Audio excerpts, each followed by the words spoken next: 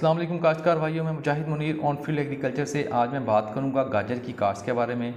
तो काश्तकार भाइयों, गाजर सितंबर के पहले हफ्ते में भी लग सकती है, अगस्त के आखिरी हफ्ते में भी लग सकती है। इस साल टेम्परेचर ज़रा गर्म रहा है तो गाजर 15 सितंबर के बाद धड़ाधड़ लग रही है। तो इसमें अगेता नफ़ा मिल जाता है अगर आपकी गाजर जो है वो टाइम पे आ जाए। सब्ज़ी जब एक तरफ ख़त्म हो रही हो और नई सब्ज़ियाँ आ रही हों तो उसका रेट यकीनी तौर पर अच्छा होता है और आपको अच्छा रेट जो मिल जाए तो फिर आपको अच्छा नफ़ा बन जाता है। तो काश्तकार भाइयों, एक एकड़ से तकरीबन 3.5 से 4 लाख तक नफ़ा बन सकता है अगर आप इससे अच्छी पैदावार ले लें। तो हमने अच्छी पैदावार लेने के लिए क्या इक़दाम करने हैं, वैरायटी कौन सी होनी चाहिए, इसके अलावा हमने ज़मीन की तैयारी क्या करनी है, खादों का इस्तेमाल क्या करना है और फिर हमने इसको लगाना क्या है। मैं आपको गाजर लगाने का सबसे आसान तरीका बताऊंगा। तो काश्तकार भाइयों, आप इस चैनल को सब्सक्राइब कर लें ताकि आपको आने वाली वीडियो बर वक्त मिल जाए। और हम आज बात करेंगे गाजर की काश्त के बारे में। कौन सी वैरायटी काश्त करनी चाहिए। तो काश्तकार भाइयों, हमारा फील्ड का तजर्बा है, काश्तकार जो पहले लगाता है वैरायटी उसका उस पर ट्रस्ट होता है, वो अपनी मर्ज़ी की लगाता है। आप जितना भी इसको गाइड करें अच्छी वैरायटी की तरफ, लेकिन जो पहले उसने लगाई होगी वो उसी तरफ जाएगा, नए ट्रायल पे नहीं जाता अनटिल एंड अनलेस वो कहीं जाकर देख ना ले। तो काश्तकार भाइयों, हमें जो वैरायटीज़ मिलती हैं यूब एग्रीकल्चर रिसर्च सेंटर की, उसमें आपको T29 मिलती है। इसके अंदर पैदावारी पोटेंशियल तकरीबन 350 से 400 मन है। इसका अंदर से जो कोर होता है ये भी सुर्ख होता है और इसका बड़ा लंबा कद बनता है, बड़ी लंबी इसकी गाजर बनती है, मोटी गाजर बनती है और ये नहायत रंगदार होती है। इसके अलावा CD90 है, ये भी बिल्कुल उसी तरह की वैरायटी है, लेकिन इसमें फ़ायदा ये है कि इसकी पैदावार जो है ये तकरीबन 500 मन फ़ी एकड़ तक चली जाती है। अगर इसको अच्छे हालात मिल जाएँ तो ये फिर इससे भी ज़्यादा बढ़ सकती है।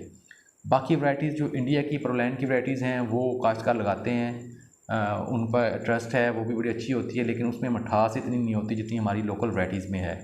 इसके अलावा न्यू टेक वाले दे रहे हैं, मुख्तलिफ नाम से आ रही हैं, बाहर से आ रहे हैं। हाइब्रिड इसमें है, लेकिन हाइब्रिड लेट तक जाता है, उसमें जो है वो इतना ज़्यादा जूस के लिए गाजर जो है वो हाइब्रिड वाली इस्तेमाल नहीं होती। तो सबसे पहला जो काश्तकार के जहन में आता है, गाजर लगाने के लिए ज़मीन की तैयारी बहुत नहायत ज़रूरी है। इसके लिए आपने 1 हल देना है, 2 देने हैं। अगर आपकी ज़मीन में वट्टे हैं, जो रोड़े बनते हैं, तो फिर आप इसको 3 से 4 हल भी दें, रोटावेटर करें। ज़मीन आपकी बारीक होनी चाहिए, जितनी बारीक ज़मीन होगी उतनी ही अच्छी इसके अंदर नशोनुमा होगी।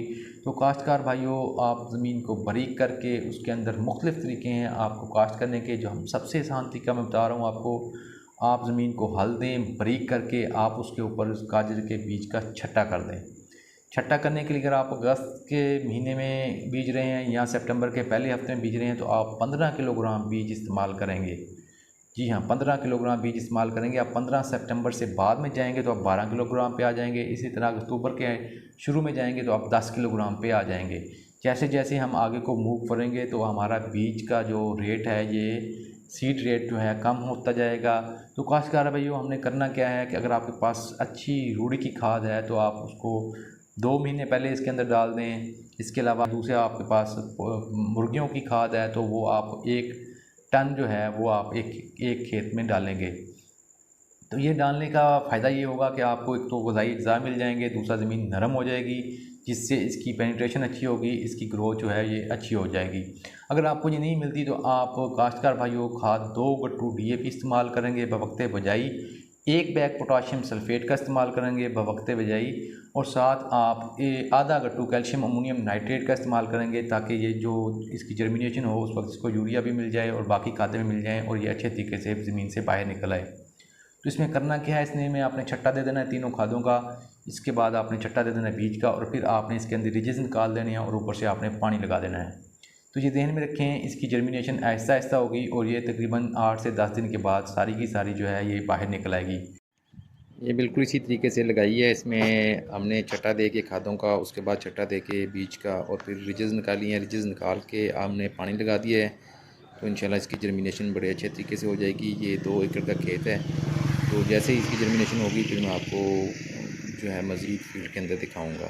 तो काश्तकार भाइयों, अब हम पानी की बात कर लेते हैं। इसको अगर आप अगस्त के एंड पे लगते हैं तो 6 से 7 पानी में तैयार हो जाती है। अगर आप सितंबर में लगाते हैं तो इसको 5 पानी लगते हैं या 4 पानी लगते हैं। पानी इसका आप देख के लगाएंगे, इन्वायरमेंट को देख के लगाएंगे। बारिश होती है तो फिर चुका लेंगे, लेकिन पानी इसका थोड़ा लगाना है।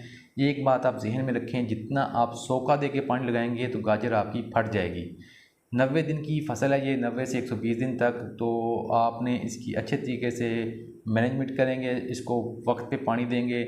यूरिया जो है इसका 1.5 बैग वो जो बाकी है वो आपने इसको किस्तों में दे देना है। इसके बाद आप 60 दिन के बाद यूरिया नहीं देंगे, 60 दिन के अंदर आपने इसका यूरिया जो है वो आपने पूरा कर देना है। इसकी आपने हार्वेस्टिंग कर लेनी है और कोशिश करें कि हार्वेस्टिंग से पहले 7-8 दिन पहले इसका पानी आप बंद कर दें और इसकी हार्वेस्टिंग करके मंडी में आप दें।